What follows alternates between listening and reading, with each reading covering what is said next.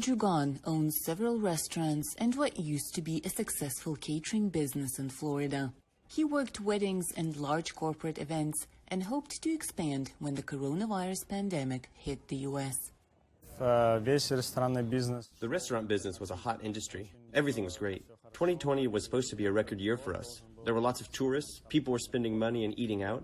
Not cooking at home turned into a trend. Today, in this pandemic world, Jugan's restaurants are following regulations. They work at 50% capacity, and all employees are wearing gloves and face masks. People started to come back to order carry-out and deliveries. But a lot of restaurants closed, so the ones that survived are now earning a little more than they should have. Now there's less competition. We do temperature checks for our employees daily, ask them to wash their hands regularly, to wear face masks and gloves, and change those often as well. People coming to this restaurant say they are grateful for the gradual reopening. I'm not afraid to go to restaurants. I'm more afraid places will close. I'm tired of staying at home and tired of cooking.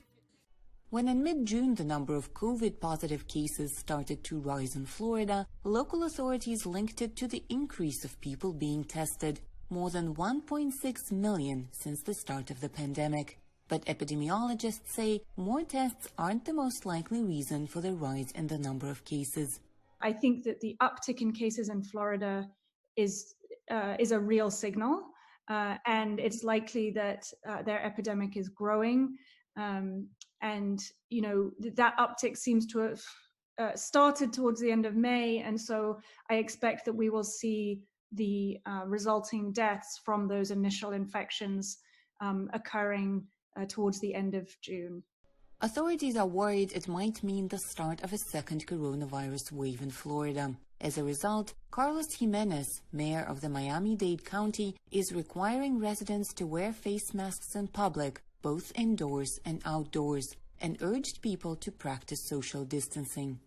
The fate of the economy is really in the hands of consumer perception. I don't think Florida has been unduly irresponsible.